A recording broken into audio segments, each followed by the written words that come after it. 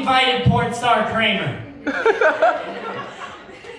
I can't keep coming to these events to be Kramer, right? Like Kramer, if he was a porn star from 1968, does it work aesthetically? Like, you know, boom, walks in, just starts fucking Jerry in front of Elaine. Something bizarrely bisexual. I don't know. 10-month relationship, that's impressive.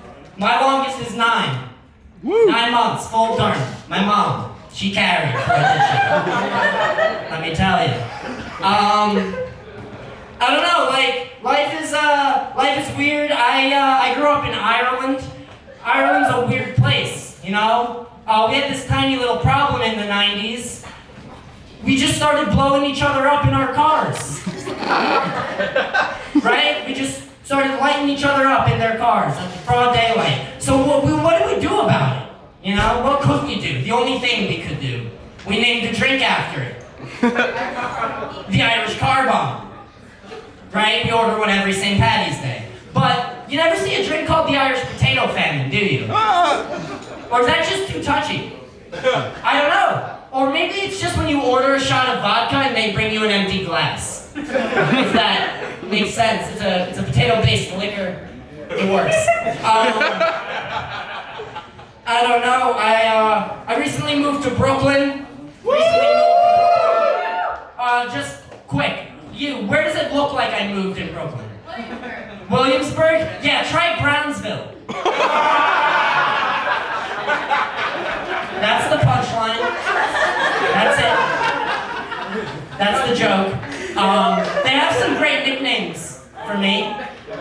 Trick-ass Mark. Bitch-ass hoe. Little-ass cracker boy. That's too many syllables. That's one too many syllables for it to be a good, mean nickname.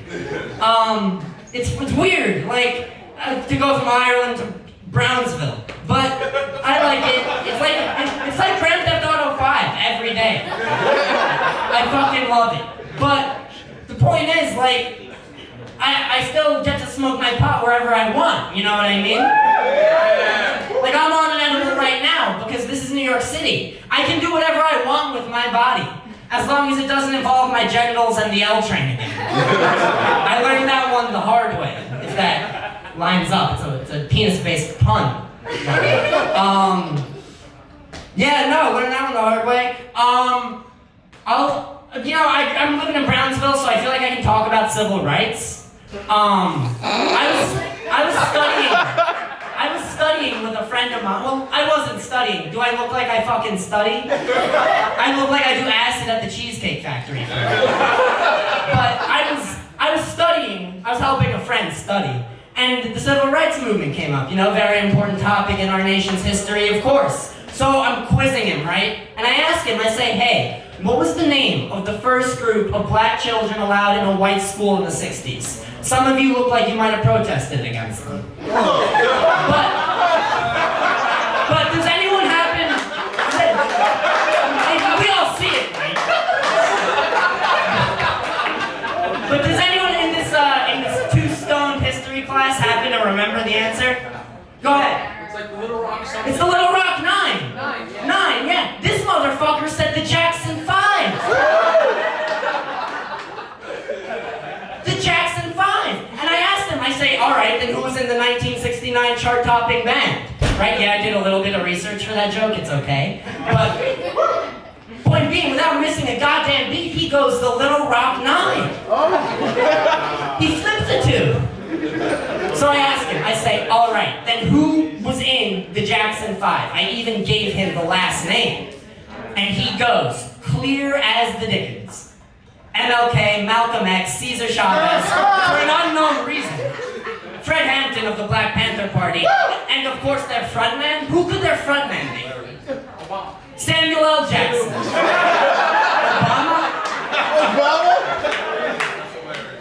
Obama? Yeah, no, it's a weird world we're living in. People get confused. Like, I get very confused when to bring the bong places. You know what I mean? So I bring it every time, is my point. 10 times out of 10, I bring the bong to the function.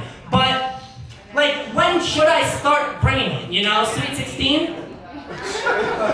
Fuck it, I look sketchy enough. We'll bring the bone. You know what I mean? Yeah, sure. Quinceañera? Same shit, just in Spanish. You know? We'll bring the bong, why not, right? Now, what about a bat mitzvah?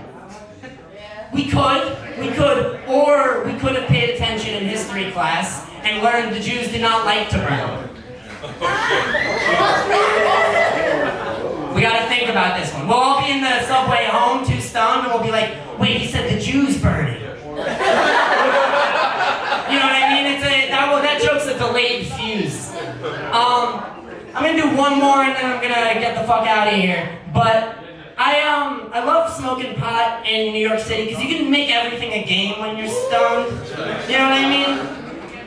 There's this one game I like to play and it's super easy. Play it all by your lonesome. All you have to do, some of you might even go play it after this show. All you have to do is smoke a joint, right? Just one jazz cigarette.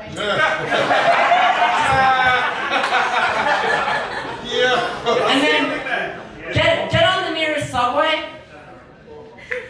See how fucking paranoid you are, right? Just see where your mind goes. But my favorite thing about this game are the things you can't control, right? Like the New York City subway system.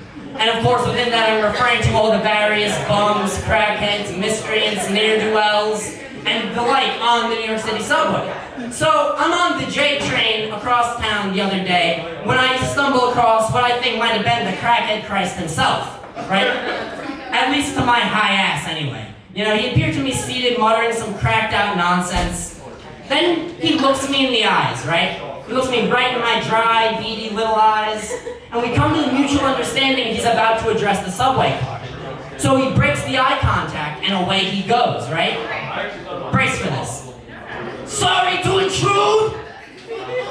Right, now all I'm thinking is, alright, we have a very articulate crackhead on our hands. You know what I mean? This guy paid attention in English. But then he follows it up with his hook, you know? My husband has been killed! Alright. Crackheads, I thought that was meth heads who were gay. Crackheads don't have husbands, this is strange for me. My husband has been killed by a bear. Dude, what? By a bear? In Midtown? What is this, a grinder serial killer? I'm very confused at this point, and we're about a stop away from where I have to get off. His vibe has changed completely. From one of a plea for help to anger at the world, right? So much so that when I heard him utter the jaw-dropping phrase, "You white motherfuckers don't care about a gay biracial widower," I had to get off the damn subway a stop early. What does that mean, folks? I lost my own game that I created. I'm gonna get the fuck out of here. You guys are